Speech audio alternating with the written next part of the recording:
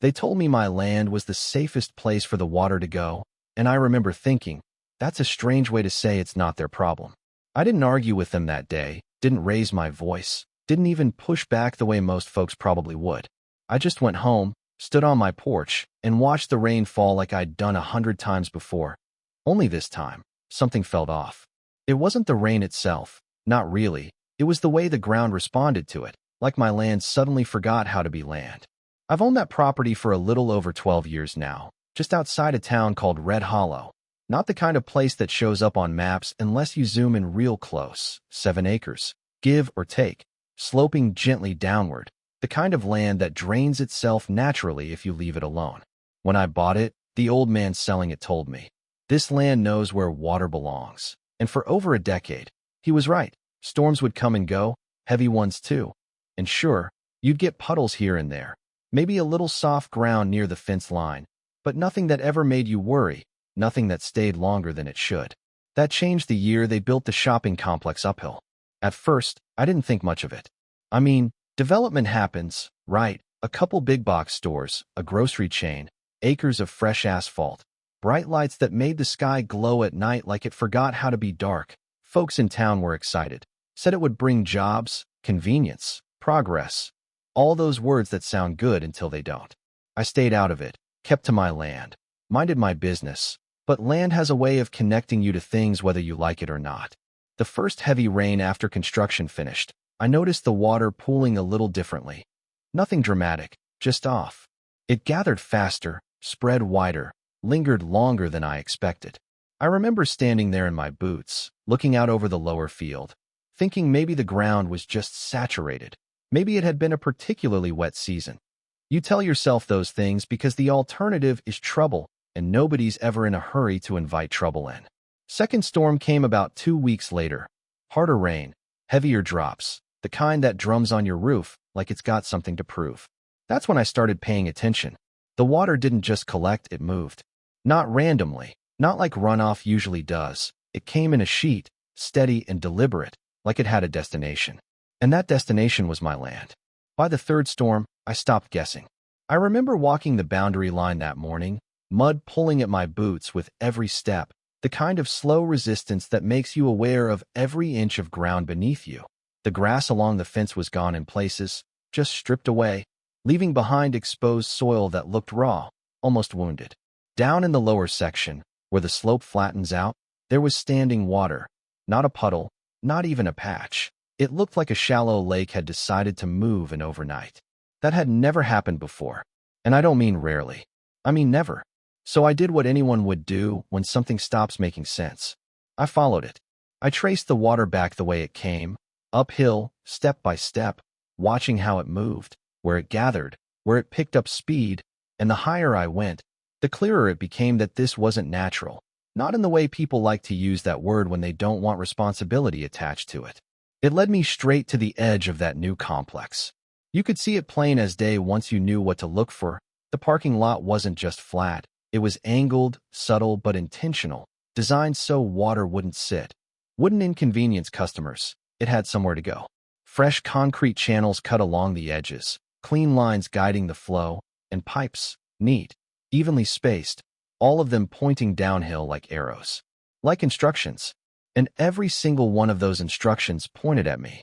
I stood there for a while longer than I probably needed to, just watching the last of the runoff trickle through those channels. There's a kind of quiet realization that hits you in moments like that. Not loud, not dramatic, just a slow, steady understanding that something's been decided without you, and now you're the one expected to live with it.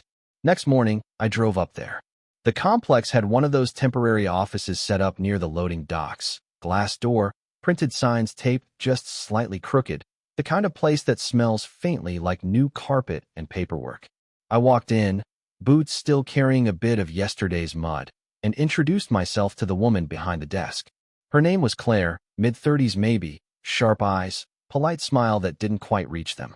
I told her what I'd been seeing, the water, the flow, the damage starting to show on my land.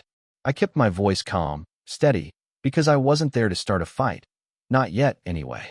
She listened, nodding occasionally, fingers folded neatly on the desk like she'd practiced that posture. And when I finished, She gave me a small, understanding smile and said, "That's just how drainage works." Now, I've heard a lot of things in my life that didn't sit right, but something about the way she said that, so clean, so dismissive, like the situation had already been reduced to a simple fact that didn't require further discussion, that stuck with me. I asked her, "Who approved directing all that water onto private property?"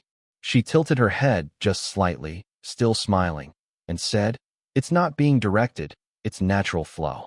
Concrete just helps it find its path. Concrete decides flow." That's what she meant. And for a second, I almost laughed, not because it was funny, but because it was so absurdly confident. Like if you say something with enough certainty, it becomes true by default. I thanked her for her time, turned around, and walked back out without saying much else, because arguing in that moment wouldn't have done anything except make me feel like I'd done something. And I wasn't interested in feeling like I'd done something. I was interested in actually doing something. That afternoon, I pulled out my old survey documents, dusty folder, edges worn from years of being ignored because I never had a reason to look at them again. Then I went online, dug through county records, permit filings, anything tied to that development. Turns out, if you know where to look, a lot of things aren't hidden. They're just buried under the assumption that nobody's going to care enough to check. And that's when I found it. The original grading and drainage plan. Clear as day, stamped and approved, multiple retention ponds designed to capture and hold runoff before it ever left their property. Not one multiple. Placed strategically, calculated volumes, proper containment, the kind of setup that would have kept every drop exactly where it was supposed to be. Except, those ponds didn't exist. Not a single one. I leaned back in my chair, staring at those plans, feeling that quiet understanding shift into something sharper, because now it wasn't just water doing what water does, it was a choice. A decision made somewhere along the line to not build what was promised, to let gravity handle the rest. And gravity, as it turns out, had chosen me. I didn't go back to Claire. Didn't call, didn't email, didn't file a complaint right away. Instead, I waited. Because if there's one thing I've learned about problems like this, they don't stay subtle forever. And I had a feeling the next storm was going to prove it. The next storm didn't take long to show up, and when it didn't ease in. It came down hard, like the sky had been holding something back and finally decided to let it all go at once. I remember standing by the window that evening, watching the first drops hit the ground, telling myself to stay calm, to just observe.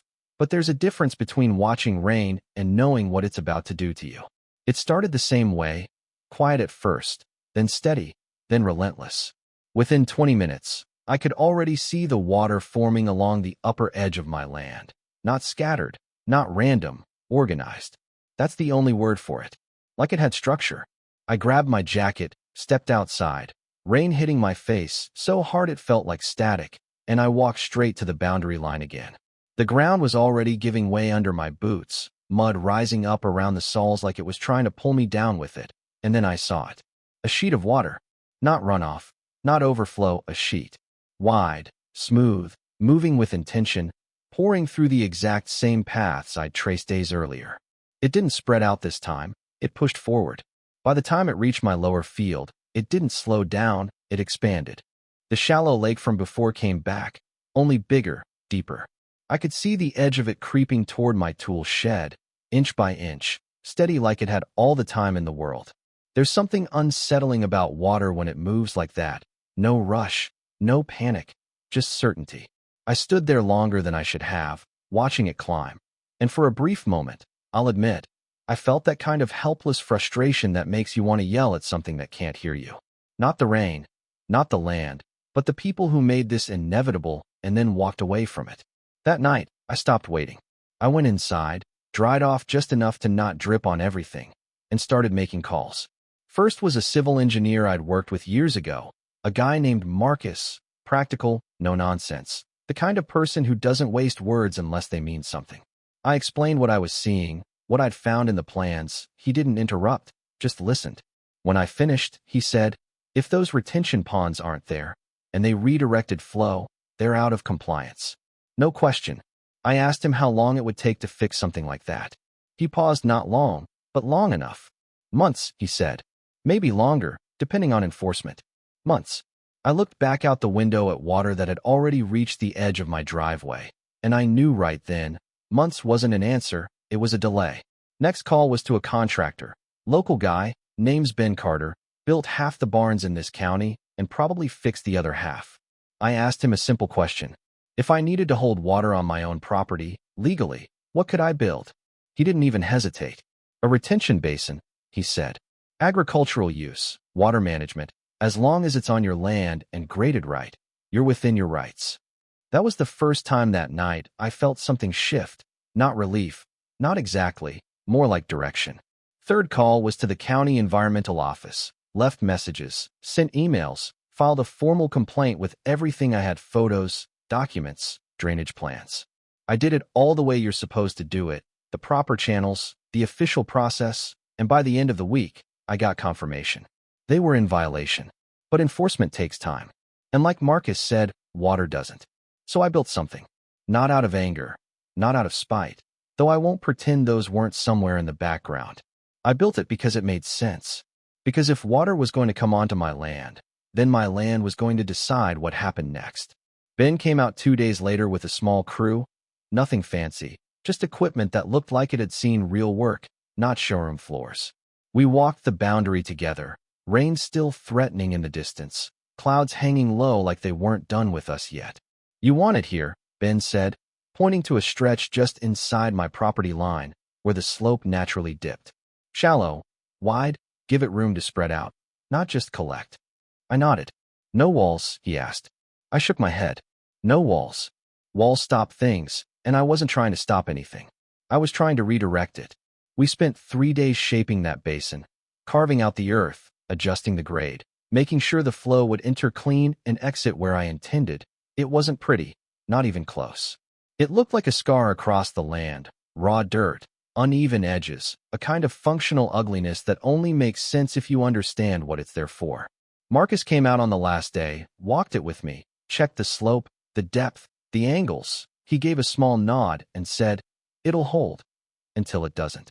I knew what he meant, and that was the point. The next storm came faster than anyone expected. No warning, no build-up, just clouds rolling in like a decision had been made somewhere above us.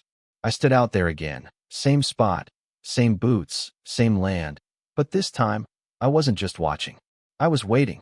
The rain started, picked up, and within minutes, I could see the water forming again. That same sheet, that same organized movement, flowing down from the complex like it had done before. Only now, there was something in its path. The basin filled quickly, faster than I thought it would, honestly.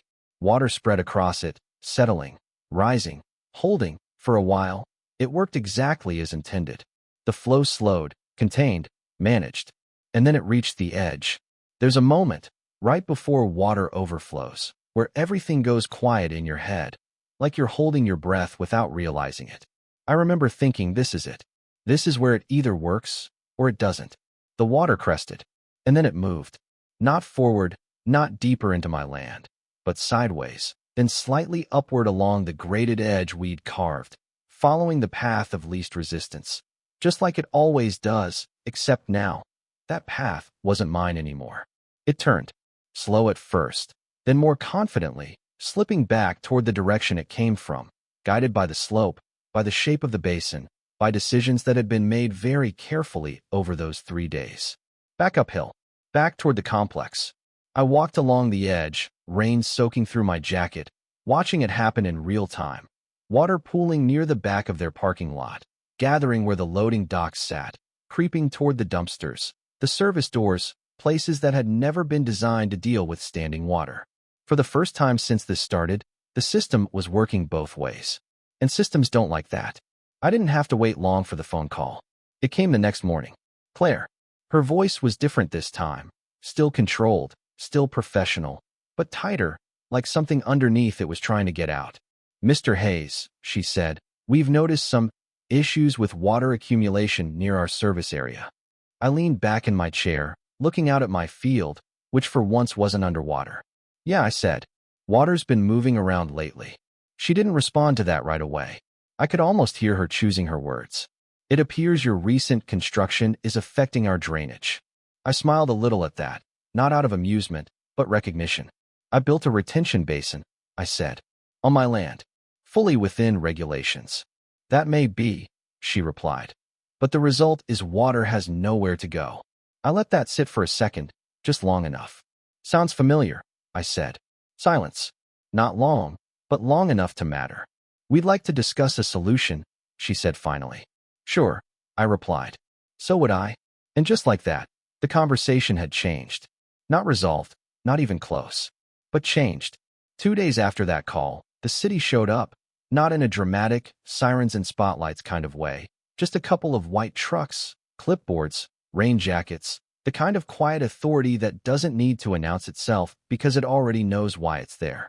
They came during another storm, which I appreciated, because it's one thing to talk about water, it's another to stand in it while it's happening. I watched them from my porch at first, 3 inspectors, boots in the mud, walking the same path I'd walked days before, following the flow, stopping every so often to take measurements, photos, notes. One of them crouched near the basin, watching how the water entered, how it spread, how it left. I could tell by the way he nodded slightly to himself that he understood exactly what he was looking at. Eventually, they made their way uphill. That's when things got interesting. I didn't follow them right away. I gave it a few minutes, let them see it without me standing there, because sometimes people talk more freely when they think no one's listening. But curiosity has a way of pulling you in, so I grabbed my jacket and headed up. By the time I reached the edge of the complex, they were already gathered near the loading dock, and sure enough, water was pooled up in a way that made everything look inconvenient. Not catastrophic, not disaster level, just enough to disrupt. Pallets stacked a little higher than usual, employees stepping carefully around puddles that weren't supposed to exist, a delivery truck idling like it was reconsidering its life choices. Claire was there too. Same posture, same professional look, but the smile was gone. Replaced by something tighter, something that had less to do with customer service and more to do with damage control. One of the inspectors turned to her and asked, "Can you explain why the approved retention ponds weren't constructed?" No hesitation this time. Just a brief glance toward the building, then back at him. "We're still in a transitional phase," she said. "Some drainage elements are temporary." Temporary. I leaned against the railing nearby, arms crossed, not saying anything, just listening. The inspector nodded slowly, like he'd heard that answer before, then gestured toward the water creeping closer to the dock doors. Temporary doesn't usually mean redirecting runoff onto adjacent private property, he said. Claire didn't respond. And that silence, that was louder than anything she could have said. About a week later, I got a visit. Not a phone call this time. A visit. Black SUV, clean enough to reflect the sky, parked just a little too precisely at the edge of my driveway. A man stepped out, suit, no tie, the kind of look that tries to say relaxed but still lands somewhere closer to controlled. He walked up like he belonged there, not in an arrogant way, just practiced. "Daniel Hayes?" he asked. "That's me," I said. He introduced himself as Victor Langford, one of the developers behind the complex. His handshake was firm, measured, the kind of grip that tells you he's used to closing things. We stood there for a second, just taking each other in, the land behind me, the problem between us. "I think we both understand why I'm here," he said. "Probably," I replied. He glanced out toward the basin, then back uphill, where the complex sat like it had never expected to be questioned. "There have been some complications," he continued, choosing his words carefully, "with the drainage system." I nodded. That's one way to put it. He smiled slightly. Not friendly, not unfriendly, just acknowledging that we were past the stage of pretending this was a misunderstanding. "Our intention was never to cause damage to your property," he said. I shrugged. Intent doesn't move water. That landed. He shifted his weight a little, hands in his pockets now, posture loosening just enough to suggest he was adjusting strategy. "Reworking the drainage system at this stage would be costly," he said. "Significantly so." I looked past him toward my lower field, still damp, still recovering, but not drowning anymore. "Repairing my land already was," I said. There it was. The part where numbers usually enter the conversation. "What would you consider a fair resolution?" he asked. Simple question, complicated answer. I could have said money. A lot of people would have. Take the payout, let them keep doing what they're doing, adjust your life around it. That's how these things usually go. Quiet agreements. problems turned into transactions. But I'd spent too many nights watching water erase parts of my land to be interested in a number. I want the water handled where it lands, I said. On your property. He nodded slowly, like he expected that, but still had to acknowledge it. We could offer compensation, he said. Cover damages, future impact. I shook my head. No. A pause. Then perhaps we maintain your basin, he continued. At our expense. Ensure it functions properly. No. This time, the pause was longer. He looked at me a little differently now, not frustrated, not annoyed, just recalibrating. What about a drainage easement, he asked. Formalize the flow, create a legal framework. That one. I considered. Not because I wanted it, but because it told me something. They were still thinking in terms of redirecting the problem, just packaging it better. The basin stays, I said finally. Exactly where it is. He didn't interrupt. Any water that leaves your property and makes it past that basin, I continued, is your responsibility. And my land gets restored. Fully. He exhaled slowly. Not dramatic, just enough to show he was doing the math. That's a significant undertaking, he said. So was building a complex without the systems you promised, I replied. We stood there in silence for a moment, wind moving through the grass, distant hum of traffic from the main road, the kind of quiet that feels like a decision waiting to happen. I'll need to discuss this with my partners, he said. Take your time, I replied. Weather won't. And just like that, he left. 2 days later, another storm rolled in. By now, it felt less like weather and more like timing. I didn't even bother with the window this time. I went straight outside, stood by the basin, watched it fill again, watched the water reach that edge, crest, and turn, same as before. Back uphill. Back to them. I didn't have to imagine what it looked like on their side anymore. I'd seen it. The pooling, the disruption, the inconvenience that had once been mine now sitting right at their doorstep. That night, stores in the complex closed early. Next morning, people were talking online, in town, everywhere. Photos of flooded loading zones, complaints about access, delivery delays, nothing catastrophic, like I said, but enough. Enough to matter. Enough to cost. Victor called that afternoon. No small talk this time. We're prepared to move forward, he said. I didn't say anything. Just let him continue. We'll reconstruct the retention ponds as originally approved, install additional underground storage to manage overflow internally, and redirect all runoff so it does not leave our property. There was a brief pause then, and we'll cover full restoration of your land. I looked out across the field, the same land I'd stood on weeks ago, wondering how something so simple had gotten so complicated. All right, I said. Then we're done here. And just like that we were. It took them a few months to finish everything. Heavy equipment back on site, crews working long days, digging out areas that should have been done right the first time. The ponds went in, not small ones either. Engineered, measured, controlled. And when the next big storm came, the water stayed where it belonged. No sheets pouring downhill, no creeping lake across my field. Just rain doing what rain's supposed to do when people don't interfere with it. My land healed slowly like land does. Grass came back, soil settled, the scars faded enough that you had to know where to look to see them. And the basin? I left it there. Still sits on the edge of my property, quiet now, mostly dry, a reminder more than anything else. Because here's the thing. People like to say situations like this are about misunderstanding or bad planning or things just slipping through the cracks. And sure, sometimes that's true. But sometimes, it's about someone making a decision, knowing exactly where the consequences are going to land, and assuming the person on the receiving end won't push back hard enough to matter. I didn't push back with lawsuits. Didn't shout, didn't threaten, didn't try to outspin them. I just made sure the problem couldn't stay one-sided anymore. And once it wasn't, they fixed it. Now here's the part one still think about. Was that the right way to handle it? Because yeah, it worked. But it also forced the issue in a way that affected more than just them. Employees dealing with flooded work areas, customers inconvenienced, deliveries delayed, people who had nothing to do with the original decision. So I don't know. Maybe there was a cleaner way. Maybe there wasn't. All I know is, doing nothing wasn't an option. And sometimes, the only way to make someone take responsibility is to make sure they feel it. So I'm curious what you think. Was I justified in turning the water back on them? Or should I have handled it differently? Drop your thoughts in the comments, because I've heard both sides, and I'm still not sure there's a clean answer.